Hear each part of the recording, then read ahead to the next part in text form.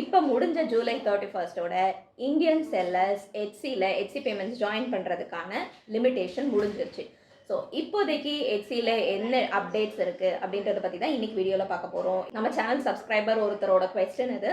So அதுக்கான answer தான் இன்றைக்கி வீடியோ. வணக்கம், நான் ஆக்னஸ், கைத்தொழில் முனைவோர் சேனலுக்கு உங்களை வரவேற்கிறேன்.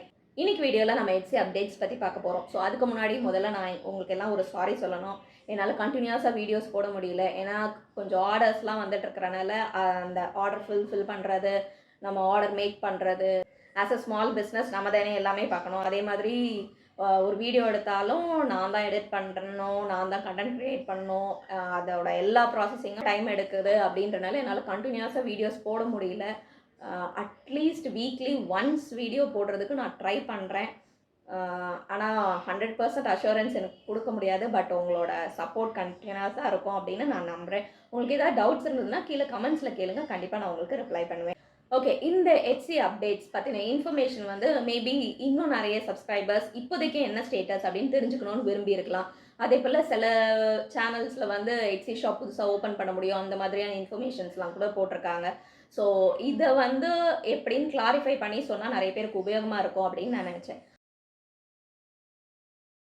நீங்கள் ஏற்கனவே எட்சி பேமெண்ட்ஸில் ஜாயின் பண்ணிட்டீங்க, எட்சியில் உள்ள ஓல்டு செல்லர் தான் நீங்கள், எட்சி பேமெண்ட்ஸ்லையும் நீங்கள் லாகின் பண்ணிட்டீங்க, எல்லாமே முடிஞ்சிருச்சு, எல்லா வெரிஃபிகேஷனும் முடிஞ்சிருச்சு அப்படின்னா உங்களால் இன்டர்நேஷ்னல் பையர்ஸுக்கு பொருட்களை செல் பண்ண முடியும். இந்த எட்சி பேமெண்ட்ஸ்னால என்ன பாசிட்டிவ் அப்படின்னு என்னதான் வித்தியாசம் இருந்திருக்கு பேபாலுக்கும் இப்போதைக்கும், என்னதான் சேஞ்ச், எதுக்கு சும்மா மாற்ற சொல்லியிருக்காங்க அப்படின்னு நீங்கள் பார்த்தீங்கன்னா, பே ஆனர் யூஸ் பண்ணுறனால கஸ்டமர்ஸால் பேபால், ஜிபே இல்லை Apple Pay, credit card, debit card, இன்னும் நிறைய விதமான ஆன்லைன் டிரான்சாக்ஷன்ஸ் மூலமாக கஸ்டமர்ஸால் பே பண்ண முடியும். இந்த மாதிரி நிறைய பேமெண்ட் சிஸ்டம்ஸ் இருக்கும்போது ஒவ்வொரு கஸ்டமரும் அவங்களுக்கு எது கம்ஃபர்டபுளோ அந்த பர்டிகுலர் இதை யூஸ் பண்ணி நமக்கு சீக்கிரமாகவே பேமெண்ட் மேக் பண்ணிடுவாங்க.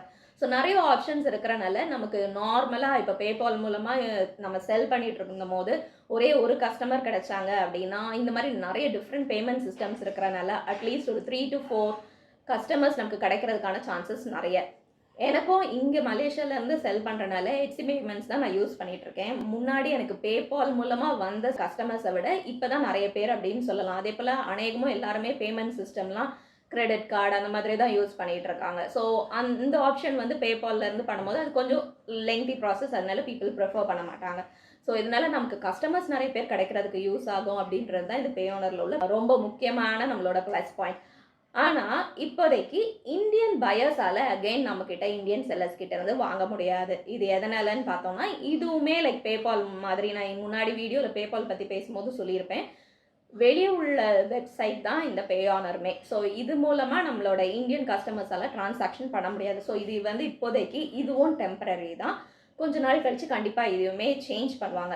ஸோ இந்த ப்ராசஸிங் எல்லாம் எட்சியில் ஸ்ட்ரீம்லைன் பண்ணுறதுக்கான வேலைகளை தான் நடத்திட்டு இருக்காங்க இல்லையா. ஸோ அதனால தான் பழைய செல்லர்ஸை மட்டும் இப்போதைக்கு ஆன்போர்ட் பண்ணியிருக்காங்க. புதிய செல்லர்ஸ் அப்படின்னு பார்த்தோம்னா சில சேனல்ஸ்லாம் புதிய ஷாப்ஸ் ஓப்பன் பண்ண முடியும் அப்படின்னு போட்டிருந்தாங்க. ஸோ நான் என்ன பண்ணேன் அப்படின்னா 2 times ட்ரை பண்ணி பார்த்தேன். ஈவன் லாஸ்ட் வீக் ட்ரை பண்ணி பார்த்தேன். நம்ம புதுசாக ஷாப் ஓப்பன் பண்ணும்போது இந்தியான்ற ஆப்ஷன் ஓப்பன் ஆகுது. ஸோ அதுவும் முடிச்சுட்டு லிஸ்டிங் போட்டுட்டு அதுக்கப்புறம் பேமெண்ட் டீட்டெயில்ஸ் கொடுப்பா இல்லையா, அந்த பேமெண்ட் டீட்டெயில்ஸ் கொடுக்கும்போது கண்ட்ரி லிஸ்ட்டில் பார்த்தோம்னா இந்தியா இல்லை. ஸோ அதனால இன்னுமே இந்தியாவிலேருந்து புதிய ஷாப் ஓப்பன் பண்ண முடியாது. எட்சியில் நம்ம போய் பார்த்தோம் அப்படின்னா அவங்களோட வெப்சைட்டில் எந்த அப்டேட்டுமே கிடையாது. அண்ட் அகெயின் இன்னைக்கு திருப்பியும் எட்சிக்கு நேராகவே இமெயில் போட்டு கேட்டிருக்கேன். ஸோ அதோட ரிப்ளை என்ன அப்படின்னு பார்த்தோம்னா, அதே பழைய விஷயம்தான், இன்னமும் டெம்பரரியாக பாஸ் பண்ணியிருக்கோம். பட் அது எப்போ ரீஓப்பன் ஆகும் அப்படின்ற எக்ஸாக்டான டைம் ஃப்ரேம் கொடுக்க முடியாது அப்படின்னு சொல்லியிருக்காங்க. எட்சியோட இமெயில்ஸ்லாம் கான்ஃபிடென்ஷியலாக இருக்கணும் அப்படின்றனால அதோட ஸ்க்ரீன்ஷாட் உங்களுக்கு காமிக்க முடியல.